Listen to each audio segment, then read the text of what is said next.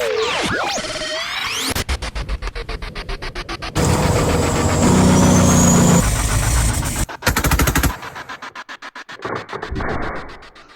everybody. Thank you for tuning in to The Naturalist Capitalist. I'm Reed Coverdale, and I've got my friend Charles back on the show. It's been a little while. How's it going, Charles? Doing pretty good. Christmas times are coming, man. Yeah, for sure. Looking forward to wrapping up 2020, though. Yeah, we'll see if 2021 brings anything good or not. It's kind of doubtful. So you've done a lot of videos on election integrity that I've watched, and I've got to say, I feel like my position has been misrepresented by a couple people. I'm pretty agnostic as to how solid the election was. Right. You know, I think it's possible that Trump won. I think that's a pretty bold claim, but I think there's plenty of evidence that there was foul play, and I don't think some things were looked into deeply enough. But at the same time, I just feel like there was no good faith argument on either side, because once the Democrats won, the Democrats were just like, okay, it's over, done, shut up, like, don't question anything. But from day one, the Republicans have also been, it was stolen, like, stop counting the votes, you know. So I'm just kind of like, I don't know. So what are you thinking now? Like, what's your opinion on what happened? Well, to start with this, it's ironic just how much both sides flip and do what they complain about the other one doing. When Trump won in 2016, it was all the Democrats out there wanting the recount, even Hollywood celebrities pressuring the Electoral College to vote the other way, regardless of what the state voted for. You know, you don't have to vote for Trump. You're going to end our democracy. You're going to end our country. Yeah, voting for Trump is going to end our democracy. So vote for the candidate who rigged a primary. But that being said, you know, this took place the last time. It's just the shoes are on the other foot this time. This time, the Republicans are complaining about the election, and the Democrats are saying, no, move on, shut up, he lost, you know, the whole 9 yards. So, right. Honestly, I'm kind of like you. I'm not going to make the claim that Trump won, but I definitely think that there was enough stuff that took place in some of those states. Look, even if you got like Georgia's a one that I think something definitely kind of happened in. I think it makes the most sense simply because that's a more red state anyway. You're right here in the South at that point. When's the last time the South was going for Democrats? You know, you got to kind of reach back to Clinton to look for something like that. You know, I get it. Atlanta's a very, you know, populated area. And so they're saying that that's what kind of did it in for Biden. But since then, we've had the footage of the ballots, you know, being pulled out after everybody went home. And to me, the stories they've given on that just don't add up to me, you know. But that being said, the bigger focal point to me is not whether he was legitimately robbed or not. Because if he was, I kind of put blame at his own feet. And the reason why is because he knew what the Democrats did in the primary in 2016. Right. He's talked about it in his rallies. He's praised Julian Assange for leaking that kind of information out, right? So you became the president of the United States. You have this little power at your will called the ability to pardon people. What did you do for Julian Assange, Edward Snowden, Chelsea Manning, any of these people who leaked out information to us that's something the public should know and mainstream media didn't report on? You did nothing. You rubbed elbows with Mitch McConnell, who, by the way, has bent the knee and said Joe Biden won now. Okay. You rubbed elbows with the people who are sitting in the swamp that you said you would drain. And you did that trying to warm up to them, thinking that they might like you and work with you or whatever. And the best defense for Trump, I guess, could be if he didn't try to work with them, they could just gridlock him which is kind of what I've been saying would happen to a third party president if you don't take away that infrastructure in the House and Senate. Right. And even if that's the case, I guess maybe that could be a defense of him and why he didn't do much. But it just goes to show a third party president would be dead in the water if you don't take away that infrastructure, because they can't get anything done. They'll just be gridlocked. Yeah. But, nonetheless, if he was robbed, his failure to do anything for people like Assange, or to even put pressure on his DOJ to do some investigation into that rigged primary, you're a victim of the system you've done nothing about. Yeah. Yeah, where the Trump supporters start to lose me is when they start bringing Venezuela and North Korea into this, and saying that they threw it for Biden, which makes zero sense because neither of those countries would want Biden. I mean, I guess Venezuela wouldn't want Trump either, but I mean, why would they want Biden over Trump?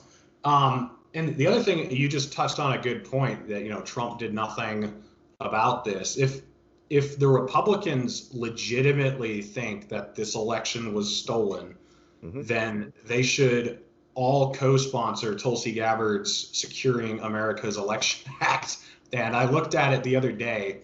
I think it has 3 co-sponsors. I think 3.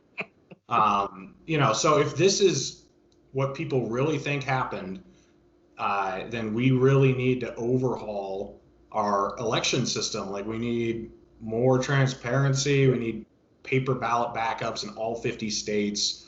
But I don't think they want that. I think they enjoy this division because the Democrats can continue that the Republicans are, trying to keep people from voting. They're gerrymandering, which is true. And then the Republicans can also point at the Democrats and say they're committing fraud, dead people are voting, which is also true. But they want, this is just how our government works. They want to profiteer off of problems instead of eliminating those problems and getting the country rolling. Yeah, it's literally, I can sit there and tell you what all the problems are on the other side, and meanwhile, it's kind of a sleight of hand, because I've got your ear, I've got you fired up, I've got you pissed off about what I'm saying, but not once in the middle of my message did you hear much policy.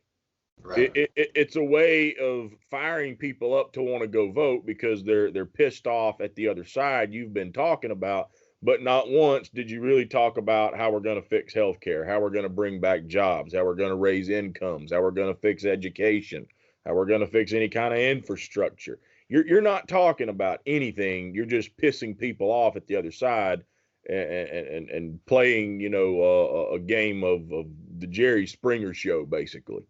Okay, that's literally what it turns into when they do this sort of thing. And so to me, I'll say one more thing too. There's some people out there who are convinced that this thing was stolen from Trump. And they also are telling us now that it's Republicans being targeted. And they're saying that with what happened in Georgia, that the 2 runoff races will end just the same and they will get completely cheated. And to me, especially for some of these people to basically say that they're not seeing the forest for the trees. Again, the main core of the Republican Party, in my opinion, not voters, but the politicians, don't like Donald Trump because his mouth opened a floodgate for a lot of this outsider movement that you see on the Democrat and the Republican Party, and the people like the Mitch McConnells of the world. And quite frankly, if you look at the 2 Senate candidates in Georgia, I don't think they're really much of a Trump Republican. Okay. Right. They want to pull the party back to being the party that was the party of Bush, the party of Romney. They want to take things back to that point and try to get this era of Trump ushered on out the door. Yeah. And so I don't believe, because if there was a collusion, I don't buy the theory that it was just the Democrats who pulled it all off. Right. There had to be some involvement from the Republicans in this as well, because Unless you're just bought and sold on the Fox News, One America News, Sean Hannity type approach, guess what? Mitch McConnell and his type like Joe Biden. That's why they did so much business together long before Trump. They get along. Oh, yeah. They get along very well. And so they would have rather had Joe Biden, in my opinion, than Donald Trump. So there had to be a lot of those figures behind the scenes working toward this. Now, they're not going to come out on TV and say it. They weren't going to physically probably go vote for Joe Biden or whatever, or say they were going to. I mean, some did. But somebody like Mitch McConnell, he's got to do the smoke and mirrors here. He's got to make it look like he's trying to work for Trump to save his own political skin. But behind the scenes, he was probably rooting for Joe Biden the entire time. Yeah. I will give Trump credit in Afghanistan for bringing the troops home, but that's pretty much the only place I'm going to give him credit right now, because he could be doing so much more and could have been doing so much more, but hasn't. And I think you hit the nail on the head, and I've seen you say it in your other videos too. They don't like him because of his mouth. It's not because of what he does, because at the end of the day, he falls in line and does pretty much whatever they want him to do. But he does it kicking and screaming all the way, and he raises awareness about these things just by talking about them. Like they must have hated when he was talking about the military-industrial complex. It's a real thing, they want to bomb. I mean, he says stuff like that, and just saying that and not even doing anything about it makes the establishment as angry as they are at him. So that even goes further to prove your point. Like, if we got an anti-establishment third-party presidential figure, you need to overhaul Congress. You need to overhaul a lot, because if they're this opposed to Trump, imagine Ron Paul, or imagine if Ron Paul had won, what they would have done to him. It would be terrible. Yeah, I mean, it would be abysmal. And whether you're right, left, center left, whatever, dead center, all you got to do to realize what links they're going to go to is go back and look at what they did to Jesse Ventura when he won the governor's race. He won a gubernatorial race for Minnesota. Now, this isn't even, I guess it's about the closest thing you can get to the president at a state level, okay? But he beat a Democrat and he beat a Republican, and it was an upset. As he bragged about, he actually made more money doing the job than he spent to get it, okay? That being said, they tried to gridlock him almost all the way, but then they thought he was going to run for re-election. So they had to put their budget together, just like the House and the Senate does right now, okay? And the budget proposal, they blew it up and put a budget together that was going to put the state way over into the red, causing massive deficit and problems for the state. So they sent it to him, and I don't know if at the state level if it's a veto, I guess it is, but anyway, he said no, not going to do it. So it went back to the state house. They overrode the veto and passed it anyway, and then he dropped the hammer on them. So I'm not running for re-election. Yeah. But the whole point was, we're going to pass this so that it looks terrible, causes problems, and it's going to burden you when you get reelected, and it's going to look like you're doing a terrible job for our state. So guess what's going to happen through a third-party president controlled by Democrats and Republicans over in the House and the Senate? Those government shutdowns you hear about all the time, if you think the one under Trump was bad, they'll probably leave the government shut down for a very, very long time. That's going to hurt all kinds of government workers. They might not even approve giving them back pay or something just to hurt them even more. And they're going to claim that it's because this president wants all these agendas and we can't get the two sides to agree. They'll gridlock anything they propose. It won't move forward. If they put some crappy legislation together to give more money to Wall Street and the DOD and all that crap and the cruise line industry, or maybe a few more $1 million that Joel Osteen can take advantage of in the next CARES Act. Right. Okay. when they put that together and they send it to the presumed independent or libertarian candidate's desk, and it gets on the president's desk and they veto it, you're going to see something take place that doesn't happen very often. It's going to go back and they're going to override the veto and it'll go through anyway. Right. They can bypass the president every step of the way to get what they still want done. So the president's going to be sitting there as basically a puppet of the people with no strings attached because he can't do anything. If he starts trying to use the Bush, Trump, and Obama style approach of I've got a pen, watch them use impeachment powers finally after 3 presidents, potentially 4, who are going to abuse executive action. But now we're going to finally impeach someone for it. If they're going to do it, they do it to a third party president. Oh, yeah. I mean, I almost feel like the impeachment of Trump was symbolic because they knew it wasn't going to pass. It was, and if you look at a lot of the legislation that went through during that time, it was stuff that the Democrats and Republicans and Donald Trump all agreed on. They signed everything, got it through while the impeachment was going. It was just a horse and pony show just to distract us. But yeah, you're totally right. They would figure out a way to get rid of someone who was really tipping the bucket over. So I think that we're actually in a good situation because we're in such a horrible situation. Now, what I mean by that is I think people have seen how the Republicans have just completely turned their backs on the people, over the last 4 years. And even though the Democrats did that under Obama, I don't think it's really resonated yet. I think they're really going to see it the next 4 years under Biden, because even I'll admit, like, Biden is choosing worse people than even I thought he would. Like, I thought he was going to play the game a little bit. I thought he might put a couple people here and there just to shut everyone up. But no, I mean, he's going full corporatist, neoliberal, Wall Street hacks, warmongers, all the way down. It's just amazing. I'm actually impressed. So I think the next few years are going to be very, very tough. And right now, you're seeing, I actually predicted that this would happen. I said it would be more accelerationist for Biden to win, because if Biden wins, it proves the irrelevance of the far left and the Democratic Party.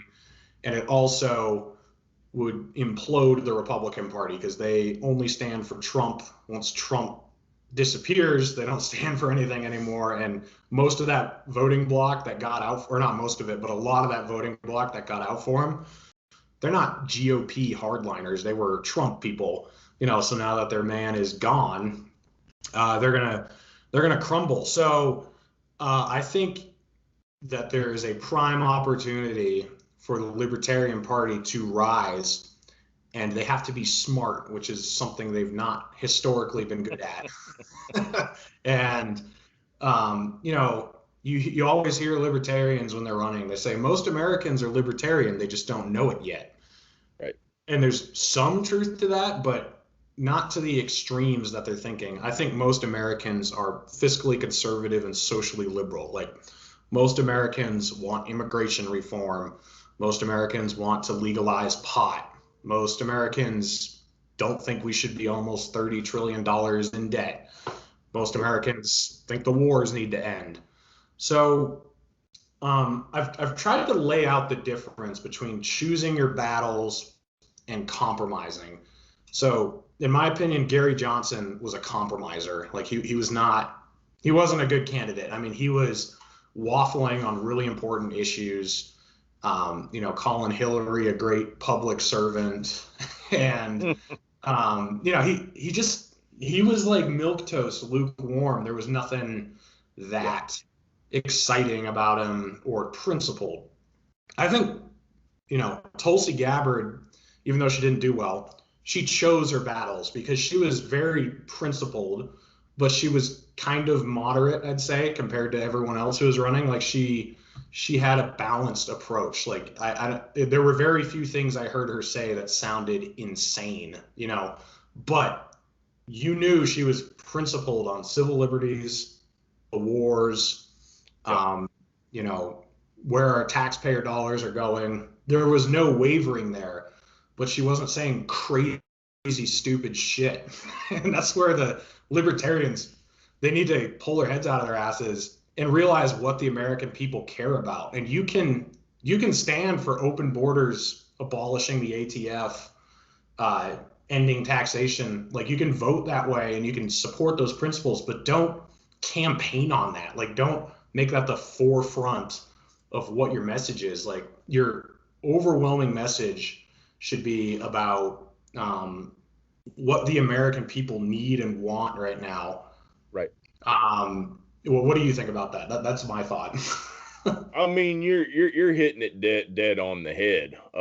I'll start from the top there. You were talking about a lot of the appointees that Joe Biden made, and honestly, I thought he kind of like you. I didn't expect him to do much now. Okay, well, like when you referred to him playing the game a little bit, maybe appointing a progressive or two, something told me he probably wouldn't. But I thought to myself, even if he did, it would be to the most minuscule thing possible.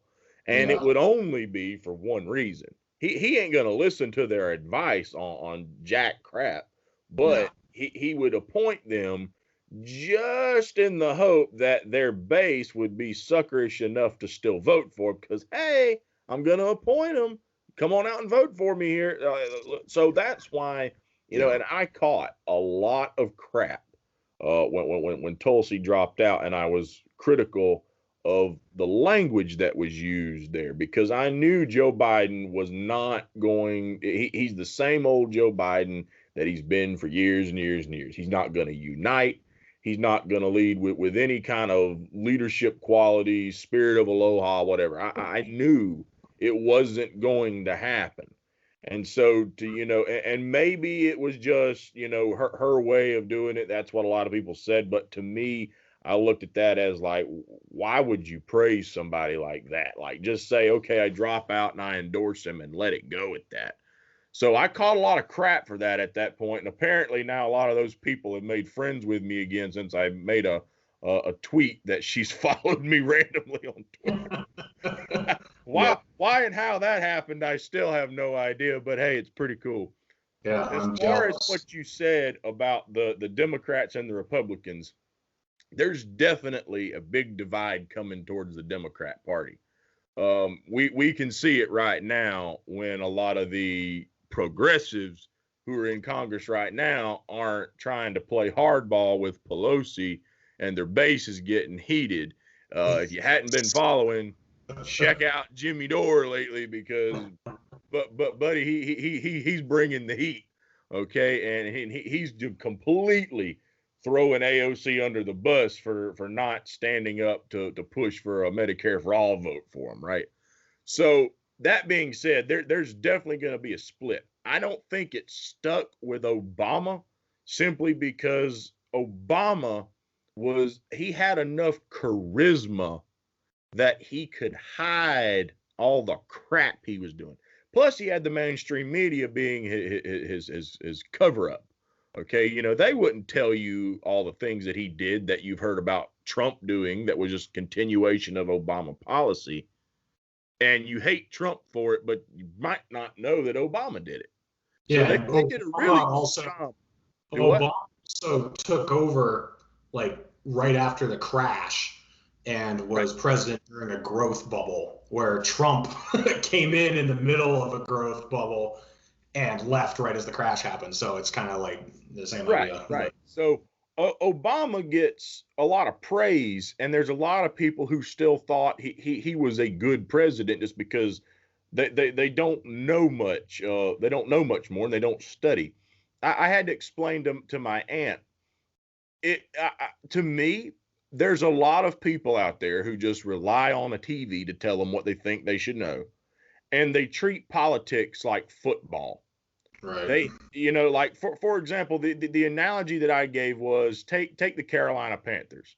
The Carolina Panthers have won 0 Super Bowl championships. Now they've been to a few, but they've never won.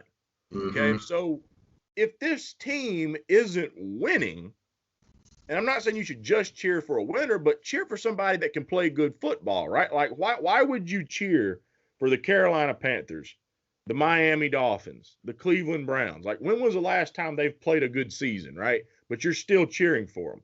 And the only real reason is probably just because they're from your hometown. So that's your town's team or your state's team. And I don't even really follow football that much, but they represent my state, so I'm going to cheer for them. People are using that same mentality when it comes to politics, saying, oh, I grew up in a Republican household. All my buddies were Republicans, or I grew up a Democrat. Like literally my mom being a good example, because her dad and her granddad were old FDR Democrats. Mm-hmm. I got news for you. The modern Democrat Party looks nothing like the FDR Democrats, but she's got the idea, well, I'm a Democrat, and she always wants to cite someone like FDR and how great he was. Like, that's not the same party anymore. So there's going to be massive divide coming their way. And if the Libertarians play their hand right, they've got a good opportunity. There's a divide on the Republican Party, but the question is, how's that divide going to play out? Because I think there's people like the Mitch McConnells, like I said, who want to try to pull things back. The question is going to be, how are they going to do this? Because there's some speculation, Trump might run again. Mm-hmm. If he runs again, he's probably going to win. Yes. and if he wins, he'll for sure win a primary. Yeah. If he wins the primary and it's Trump's rematch against Joe Biden, and the third parties haven't really played their hand, I'm afraid they're going to pull people back into that Democrat versus the Republican duopoly. Look, we could have Trump again. You got to get out here and vote for the Democrat. Or the Republicans are going to be, look, we got to take this back. We got cheated last time around. You got to get out here and vote for Trump. I'm afraid they're going to pull people right back into those two sides. Now, if it's not Trump, a lot of people, I think even you on a Twitter poll, you cited what, like Ted Cruz maybe, right? Yeah. So I don't think Ted Cruz has the draw that Trump does, but he's probably about as close as you're going to get right now in the current Republican Party. Mm-hmm. The problem's going to come down to, if you take someone like Ted Cruz or John Kennedy, you might be able to capitalize, but I feel like they might be able to kind of ride that Trump momentum. So unless the Republicans do something utterly stupid, like nominate Lindsey Graham and put someone out there that's the Bush-Romney type, that's not going to resonate with people the way Trump resonated with people. If you get that, now you've got that divide on the Republican Party, and a lot of those people aren't going to want to vote for the Lindsey Graham. Okay, when that happens, third party stands real chance, because they're probably going to be fed up on the left with Joe Biden and Kamala Harris, and at that point, it'd probably be Kamala running, and we all know how well her charisma gets over. Okay. And my guess, she's probably going to nominate someone to be her VP if Joe Biden doesn't run again, and I don't think he will, if he even makes it through his first term. I think she's going to go for somebody like either Klobuchar, Abrams, or Cory Booker. Yeah. Would be my top three if I just had to throw some wild cards out there. Maybe Hakeem Jeffries. Okay. Mm-hmm. They're going to be some, they're going to fit that gender or race card just to get the woke audience. But policy-wise, they're going to be the typical old corporatist Democrat, right? Mm-hmm. I think that there might be enough of a divide there that really hurts them. If you can get the right candidate on the Republican Party, if the Mitch McConnells get their way and they don't try to continue this Trump approach just because they know how well it resonates, if they really try to pull it back like I think they kind of want to, if they do that, you've got serious chance for a third party. Now, that's going to come down to the Libertarians are going to have to get someone that really resonates. And I know you've been pushing a lot on Twitter, Gabbard and Amash. Now, here's the good thing about Tulsi Gabbard, okay, if we can convince her to do this. Okay. She has the ability to get a liking from people from all kinds of directions. Right. There's people from the right who like Tulsi Gabbard. There's people from the left who like Tulsi Gabbard. There's libertarians who like Tulsi Gabbard. There's Green Party candidates who like Tulsi Gabbard. She has an ability to unite. And if you can get her on a debate stage and she plays her cards right, she can do damage. If she's on a debate stage with Kamala Harris, how's that going to go? We saw how it went in the primary season. Right. So if these cards are played right, you've got the best chance you've probably had in years to decades. Yes. But you have to play this thing smart. And by the way, don't forget lower level races. Yes. Because if you get Gabbard and Amash to the presidency, whoever's president and vice president, if they get elected and there's nothing to support them, they're dead. They're dead in the water. They'll get nothing done. Yeah. No, you're 100% right. We need to start talking about 2022 races right now. And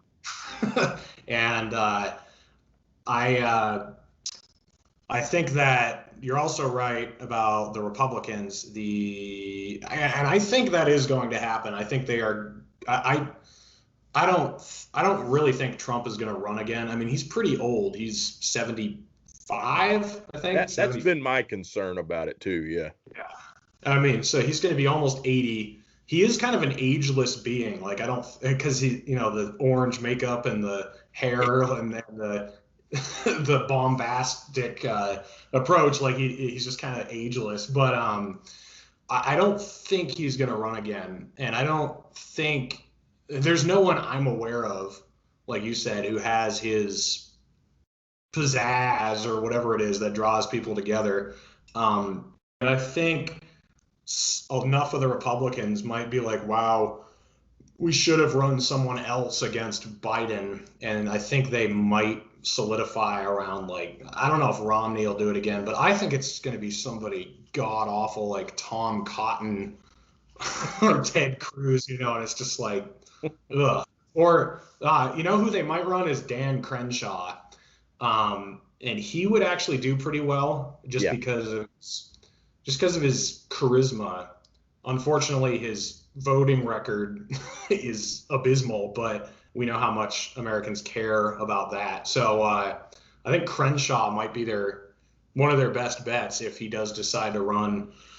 But I wanted to talk. You brought up the Amash Gabbard Amash. By the way, in my opinion, Gabbard Amash, as long as the platform is the same, is actually a better ticket, because I like Justin Amash, but he's not.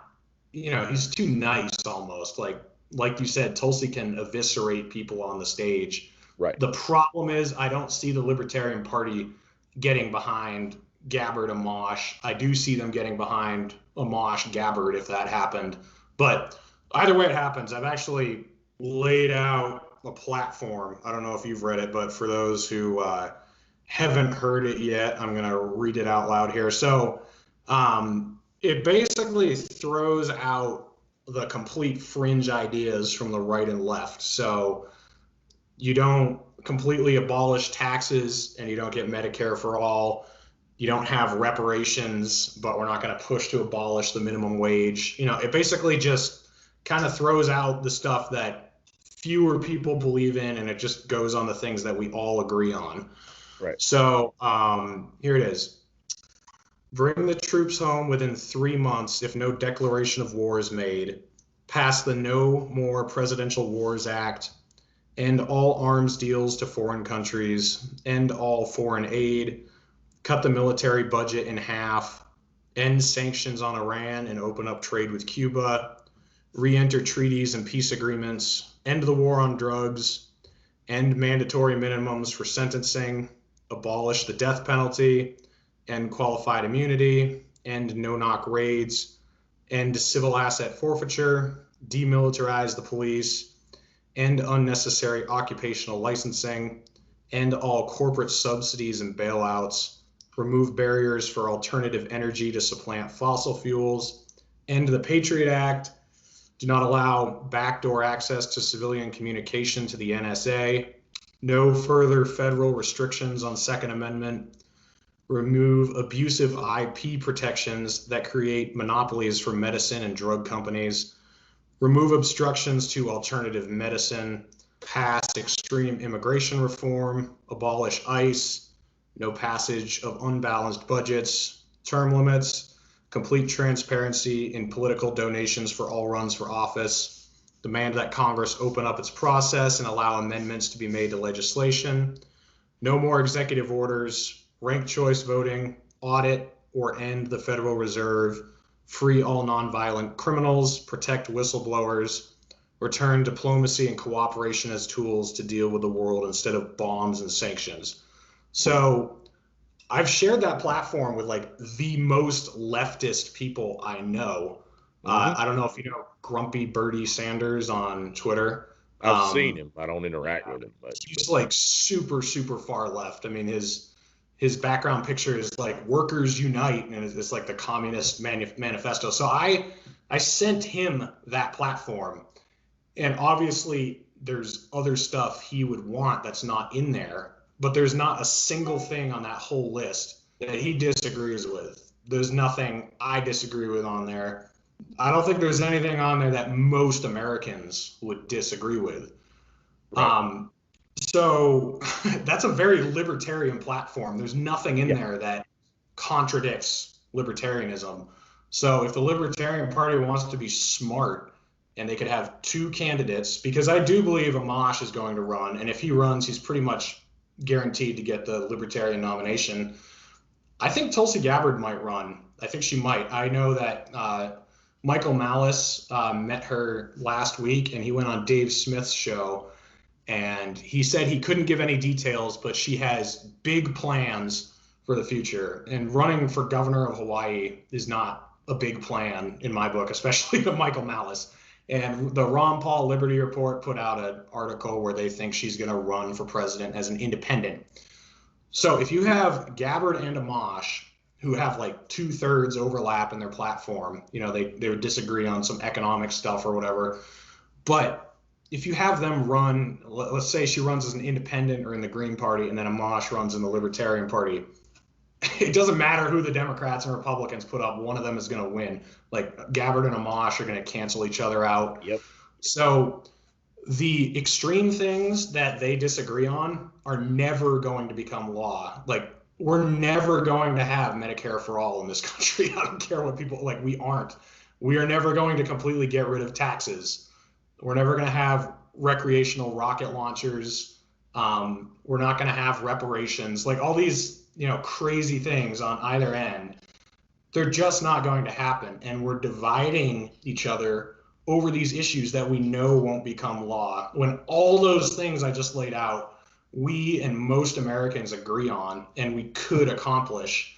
So I think this is a slam dunk if people go for it. And I've already gotten Justin Amash interested in going on Joe Rogan with Tulsi Gabbard. I've already gotten Spike Cohen to say that he wants to sit down and talk with Tulsi Gabbard.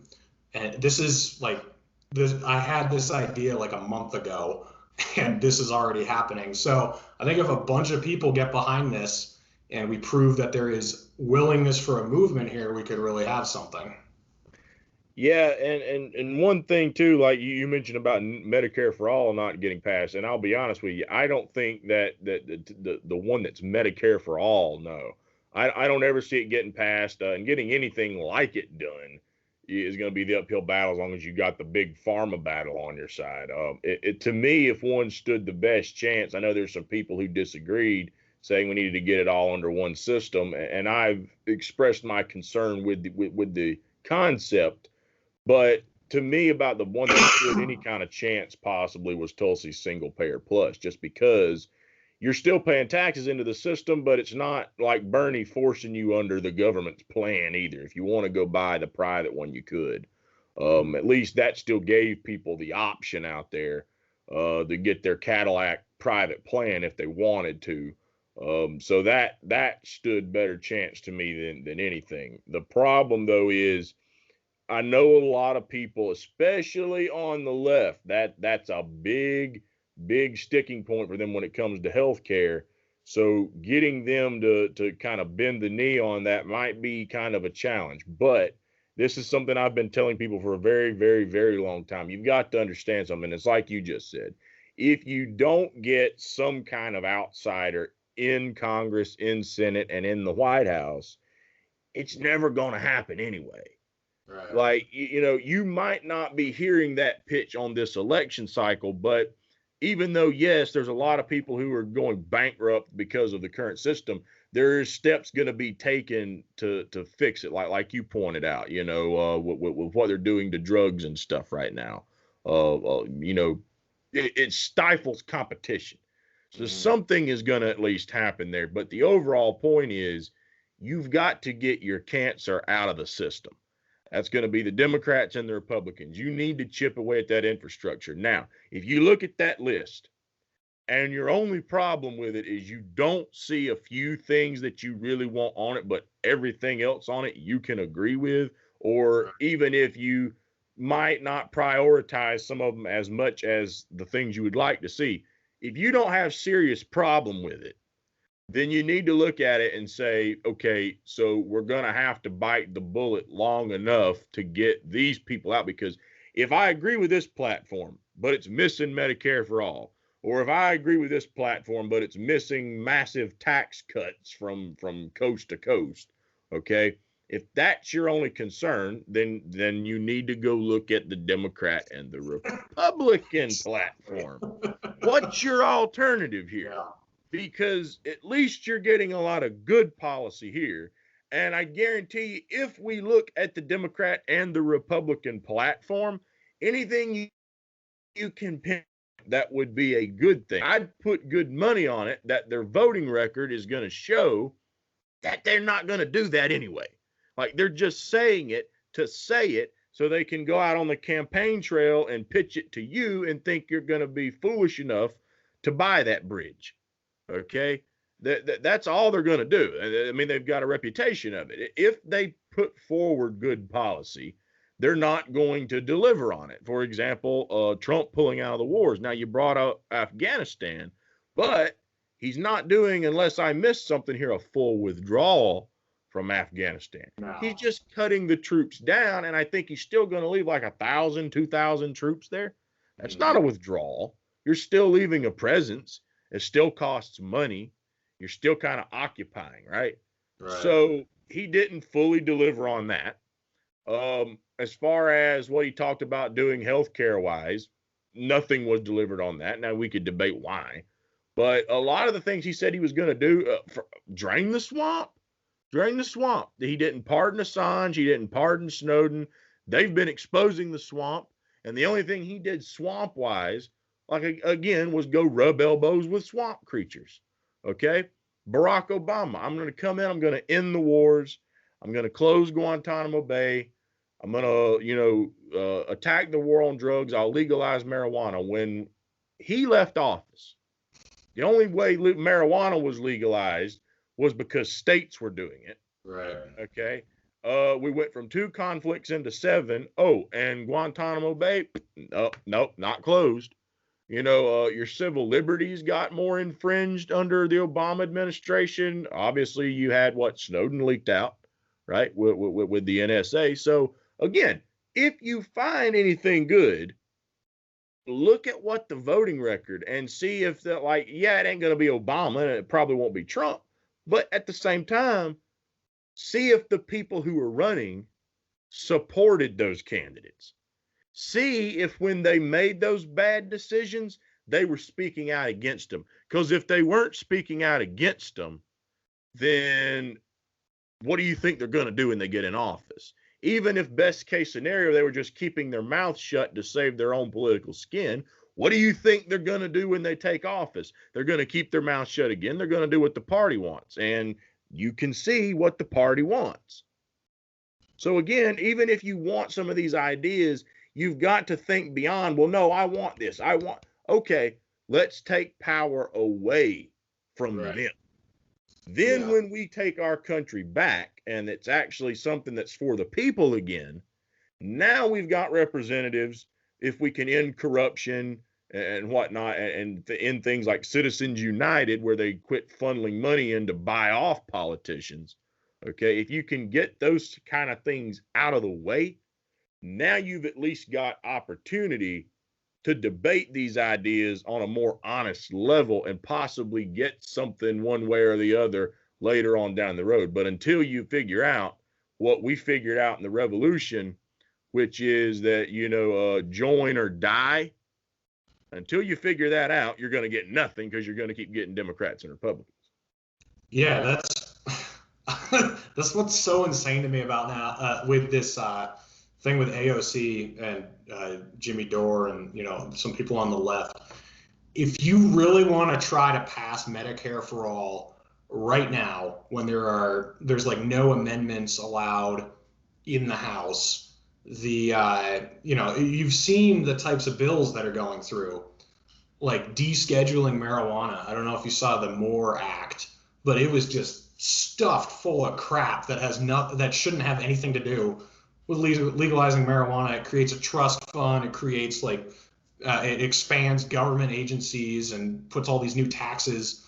We just wanted marijuana descheduled. So if you think you're going to get a clean bill on Medicare for all passed with this government, first of all, just that you even think you'll get a good bill passed. And then if you somehow got a clean bill passed, that this government would actually do what it's supposed to do and supposedly kick out the middleman, the insurance companies, and not just funnel our tax dollars toward the insurance companies to pay for Medicare for everybody. Like, I don't know what planet you're living on. So that's what, it's just a suicide mission, and it's hilarious to watch. It's like, guys, you saw the CARES Act, you saw the HEROES Act, you saw all these joke corporate bills that have gone through, and now you want that same Congress to pass a bill that's going to have the government pay for everyone's health care.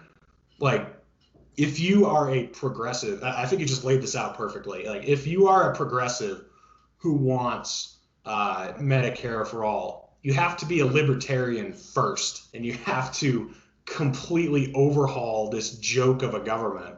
Yep. So my proposal is this platform: let's team up for now and end the wars, end the corporate bailouts, overhaul the government. And then after we have a proven track record of the government doing what it's supposed to do and everything's audited and we know that money's going where it's supposed to, then let's have another discussion about Medicare for all. And because right now, like, I don't even take it seriously at all, regardless of my whatever moral disagreements I might have with it. Just on its face value as becoming a thing, I think it's an absolute joke with this government. So if you want me to have a real discussion about it, you need to get rid of the Democrats and Republicans, but you also need to get rid of or completely overhaul the government departments we have, and you need to kick the people out who have been in different administrations over and over again, just getting recycled in and out. You need to get completely new people in there. So, and I've tried to explain this to progressives, that libertarianism has to be your first step, because you can't go, I mean, you have to rebuild the foundation to have a solid house. You're trying to build a mansion on top of a foundation that's 300 years old and all the stones are falling out, and you somehow think it's going to work. If that's really the end goal you want, you need to work with us to rebuild the foundation, and then we can have an honest debate about where we disagree on Medicare for all, free college, whatever. Yeah, I mean, you gave the analogy on the house, and mine I kind of looked at is with the way they focus on all these things. I always said they try to build from the top down. So it's like, instead of laying the foundation, they just started putting a bunch of shingles out everywhere. That you don't build a house on top of shingles. That's what goes on top of the house. Okay, that's what stops the rain from coming in. Right. But they're starting with that. And they're not focusing on getting these Democrats and Republicans out. And I think it's why Jesse Ventura said years ago when he became the governor of Minnesota that he tried to get a lot of independents together back at the time, and his analogy was it's like herding cats, because I think people, when they became independent, have their own issues that they care about the most. And they broke away from the two-party system, and each one has their own reasons for it. You know what I mean? Some may share those reasons. But so for someone like me, my reason is because I know they both suck. And I've got a lot of things I'd like to see happen, and I'm willing to make that compromise. But others who are heavy on the left, and they just don't, they're independent because they loathe the right and don't think that the Democrat Party is nearly left enough. So I'm going to be an independent. So, that's when you try to bring someone like that on board. And if you don't have a Green New Deal and, the Medicare for all, you start hitting a lot of those issues. But I think there's a lot of others out there. You got to understand this. If you can talk to people, there's people right now who probably do identify as some kind of Democrat or Republican, not necessarily even independent right now, who would probably support that platform. The biggest challenge to them is going to be getting them to vote for the third party, especially for the presidency, because they are of the opinion, as many people I've debated, they can't win. Right. And it's going to make it hard. And again, the argument is, where are all of these lower level seats for your party? I can count 51 Republicans in the Senate and 49 Democrats. I can count 218 Democrats in the House and whatever. Where's the Libertarians at, man? And you think you don't have any of these positions, but you're going to win the presidency? Taking aside my argument about how they'd be dead in the water if they got elected. For someone you've got to win over to vote for the Libertarian, how do you win that vote? Because just the image of that, so we don't have any state houses. We don't control any state legislative bodies. We don't have much in the Senate, if anything, and we don't have much in the House, if anything, but we're going to win the presidency. And if I'm someone who's been voting Democrat, Republicans for all these years, I'm sitting there scratching my head looking at you like, how? Yeah. You can't even pick off these lower level seats, right? So to start winning a lot of those people into believing there's a chance, you've got to show that we're taking power away at these lower levels. People are resonating with what we've got here. We're winning these elections, and if we get your vote, we can win this one.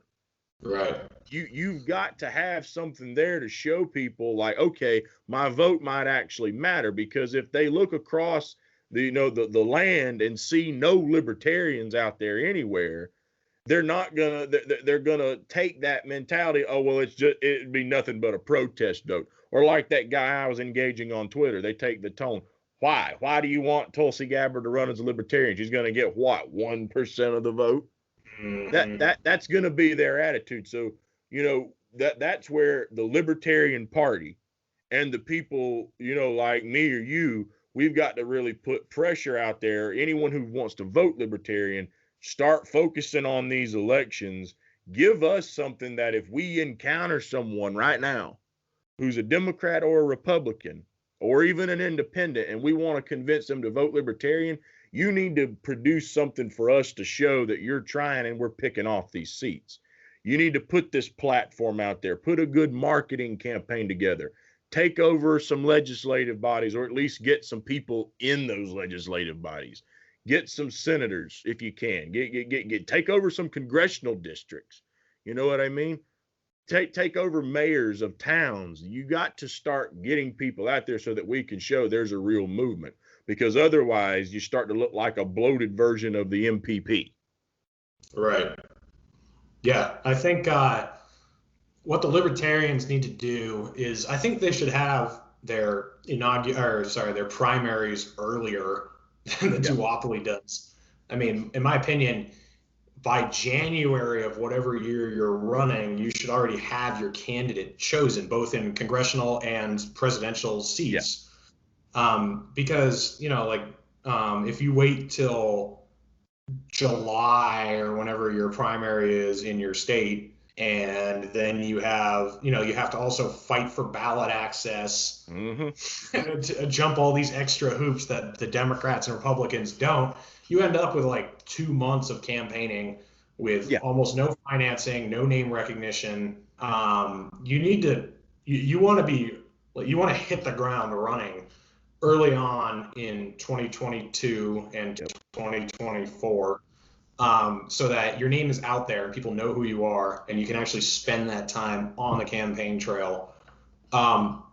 And yeah, as I said in the video I released yesterday, we've got to run on issues that resonate with the times. So let's say these lockdowns are still happening in 2022. If you're running for a state legislature, you should be running hard against the lockdowns and running against wasteful money that's going anywhere but helping the people in your state. Maybe running on re-legalizing bump stocks isn't the most appropriate approach to take. It might not really be what people care about. So, that was kind of the problem this year. I interviewed a lot of libertarian candidates, and some of them were very, very good. Some of them were kind of just running on the bread and butter libertarian ideas that might have been okay in 2016 because people were fed up with the two-party system, but we weren't in the middle of an economic crisis and a pandemic. This year was different, and the messaging from so many people was just off, and they need to figure out what problems are plaguing their community and point out what the Democrats and Republicans have done to make it worse, and why your position is going to make it better, and that's how they'll win. Yeah, and I mean it's not a hard job. It's just picking the priority, for example. And we're trying to bring all these different factions together. If you're trying to build that coalition, that's one term we heard a lot during the Democrat primaries. Who can build the Obama coalition? Y'all, this coalition talk, right? Well, there's a little truth to that. You've got to have a coalition to win. But a coalition, think of what you're talking about. You're talking about bringing people together, okay? And again, we've got to pull from independents. We've got to pick off some Democrats who might be fed up. We've got to pick off some Republicans that might be fed up and just don't realize that there's another option they might agree with a lot better. And to do that, you don't have to go after the Second Amendment and I want to ban the AR-15 and I want to do it. But at the same time, you don't have to push for bringing back, like you said, bump stocks either, because number one, as you very well shown on your channel, you can kind of do the same thing without a bump stock if you know what you're doing. You can bump fire a rifle. Okay, that whole bump stock thing, you don't have to have it. So first of all, just let that thing go. And secondly, I think a lot of people who are concerned about the arms thing, and I wouldn't campaign on this because this could become kind of a touchy issue, but to me, I'm fine with people owning firearms for their protection, but the libertarian and some right arguments are there shouldn't be any restrictions on the Second Amendment if you want to buy a rocket launcher or a tank and this and that. Look, to me, I'm fine with the civilians having access, but I don't think you should just buy it for yourself. See, I think that kind of gets into where that whole well-regulated militia term comes in, and I'm perfectly fine because to me, I think you could have avoided the problems from the two parties long ago if we had something like this. If there was something where each state and it can't be controlled by the government now. There has to be like a citizens union where they have military grade stock, ammunition, weapons, tanks, whatever, so that if the government ever became oppressive, they are able to take up arms to take it back. But it has to be passed, like if the citizens convened, it has to be passed unanimously that this is going to happen. No group can have that decision. It's got to be the citizens of the state come together and say, yep, we got to do this. Okay. It's either we secede, we want out, or we get together with the other states and okay, send in the airborne because we're going to take them on. I don't think that ought to just be sitting in your backyard though, in case the government invades. So to me, I'm fine with people having that, but I think you need to show that it's there for only protection and strategical reasons against tyrannical government. Because if some old, we've seen what people can do getting their hands on a gun. Okay, go buy a big howitzer now and find out what could happen when the guy goes crazy. You know what I mean? So to me, I'm fine with people having access to it, but there needs to be some restrictions there. So libertarian, again, an issue that you can debate when you take the country back. Yes. Don't, like you said, no further restrictions on the Second Amendment. Right. Let it go at that for now. We'll talk about the rest of that stuff later on. Just let people know I'm not coming after your guns. Right. Yeah, that's it. Because like compromise would be, okay, we'll give you universal background checks if you give us 50 state reciprocity. That's compromise. You're giving something up to take something. Choosing your battles is just saying, okay, no further restrictions, and we're going to leave it at that. Because if you make that a battle, I mean, most Americans don't want to get rid of the background checks we have. A lot of people don't even know the difference. Like universal background checks means if I want to sell you my gun, we've got to go to a gun store and make the transaction. And then there's also all these sorts of stipulations. Like if I let my friend borrow my gun, he's supposed to go through a background check before I let him borrow it. So it is more complicated than just like, oh yeah, every sale is going to be with a background check. So, but the system that exists already is if you are a federal firearms, if you have an FFL and you sell firearms, you have to process background checks to everyone you sell a firearm to. I think if you sell more than I forget how many, it's like 12. If you sell more than 12 guns in a year, you're supposed to have an FFL. Most people aren't going to want to get rid of that. Most people aren't going to want to re-legalize automatic weapons. So you don't have to compromise and be like, okay, we'll take red flag laws if you give us this. You just say, we're not going to do any further restrictions. And it's kind of the same on healthcare. Like you're going to agree to do what you can unite on. Like we can agree that, there shouldn't be these government mandated monopolies on medicine so that you can charge $800 for an EpiPen, but if you go to Mexico, you can get one for $20. That's wrong. So we're going to agree to dismantle that, but we're not going to be like, okay, we'll give you this. So there's a difference between compromise and choosing your battles. Right. And I think you laid it out pretty well there. But there is already pushback because a lot of people are looking at the Libertarian Party right now and they're like, okay, I'm going to give this a shot. But there are purists, a lot of them who didn't even come out and vote for Jo Jorgensen because she wasn't even libertarian enough, even though she was like literally 100% libertarian. I don't think she was iffy on even one issue. They didn't even come out and vote for her because she said Black Lives Matter. And we're supposed to care what they think about the future of this party. Like, you guys don't even vote for us. So everyone who's watching this, who likes the platform I laid out, if you want to end the wars, you want to stop locking people up for victimless crimes, if you don't want the government to take your guns away, if you want a responsible budget from Congress, join the Libertarian Party and turn it into something good, because we got to keep our principles. We can't become like the duopoly, but keeping your principles doesn't mean pushing 100% for every single principle all the time. It means realizing which ones are relevant to the situation. And Larry Sharp, very well-known libertarian, he talks about the 80-20 rule a lot. Like if I can agree with you on 80%, disagree on the other 20, that's fine. And libertarians are individualists. So obviously we're not going to all think the same. Like you and I don't think 100% the same. I don't even, if I run for office someday, which I am thinking about, I probably won't even agree with myself all the time. I'll be like, I don't know about, So we just gotta, I don't know. I we're principled and we're individuals, so we fight a lot, but we got to realize who the enemy is here, who is destroying this country, and it's not you and me. It's the duopoly.